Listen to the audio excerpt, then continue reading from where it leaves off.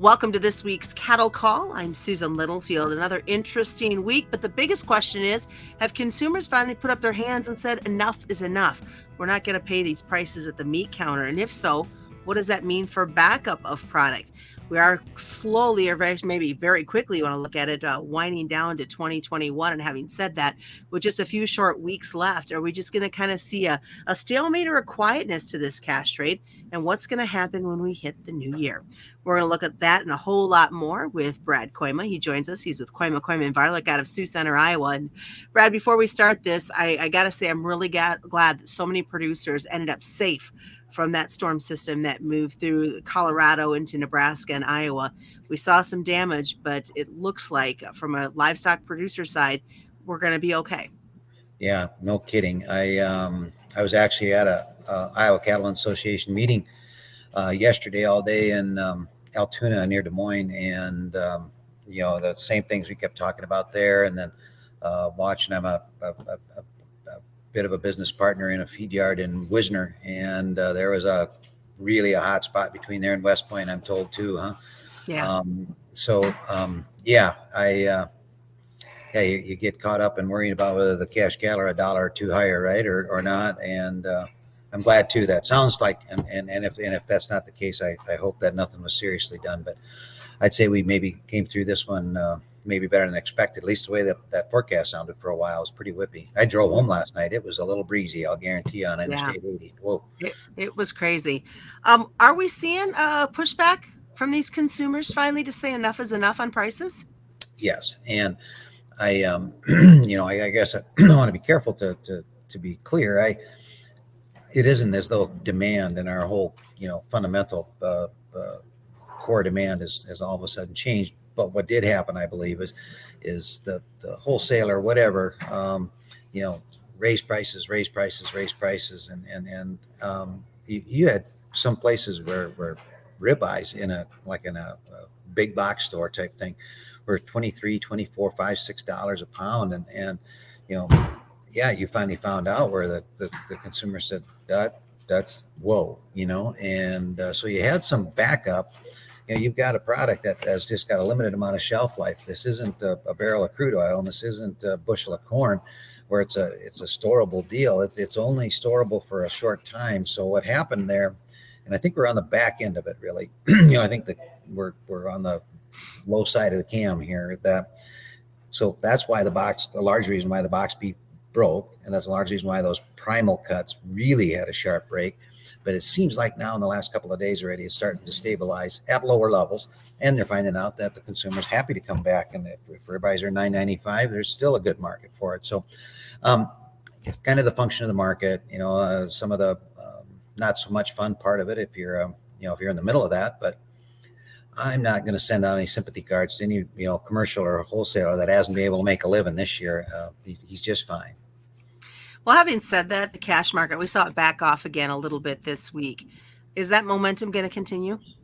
Well, I hope not. I was a little disappointed that guys gave up so easily last week at the end of the weekend, this week on the cash. I think some of this is tied to basis, December cattle, price where they are. You're looking at a zero basis or maybe even an inversion where you can cover your hedges if you're a hedger.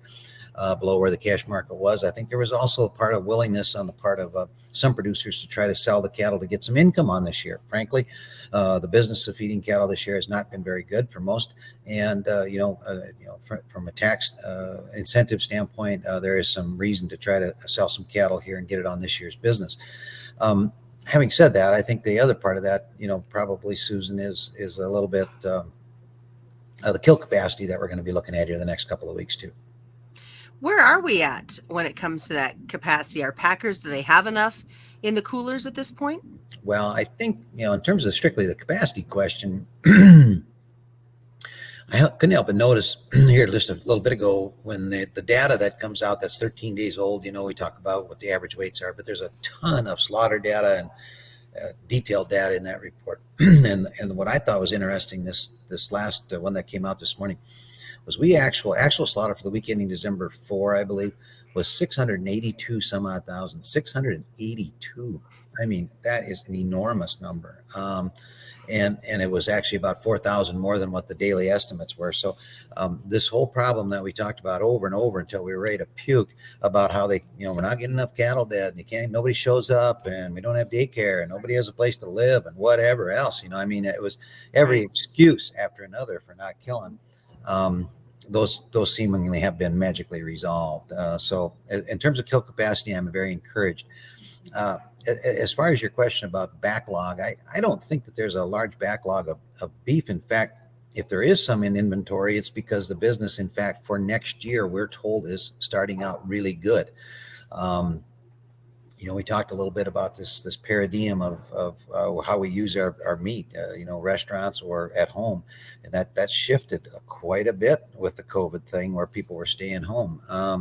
And that's not negative, because generally consumer habits, you'll eat a lot more of it at home than you do at a restaurant setting, right? And it's a lot cheaper, of course. So unless something really changes, I'm not really worried at all about either domestic or global demand.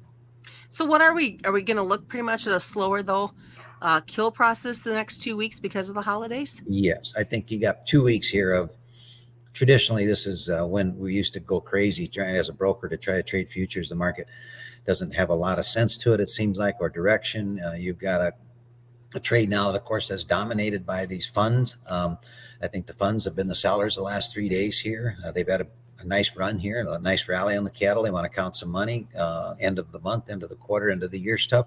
So the market's still vulnerable, I think, to some of that liquidation kind of trade and then choppiness, just the light volume of it. I'm hoping that the worst of the softness in the cash maybe is done. I really love the technical action today.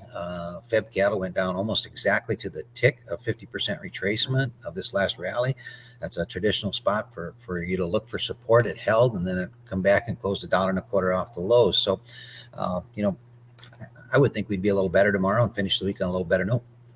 All right, as we wrap it up, are we going to see some good demand? You kind of alluded to it as we head towards the new year. What are we thinking? Well, I sure look for it, and I think the ability to get cattle dead to feed the engine, that is extremely good demand. Typically, that accelerated demand will stay. You're going to kind of about mark it on your calendar, 10 days to 2 weeks ahead of the Super Bowl, and then maybe you go into this different kind of doldrum. But also keep an eye on the weather. As that weather seems to be shifting around to more like winter, that's a little friendly too. So I'm not bearish here. I think the market is poised to do pretty good things in the first quarter next year. All right, we'll look forward to talking to you next week, right ahead of Christmas. Sounds good.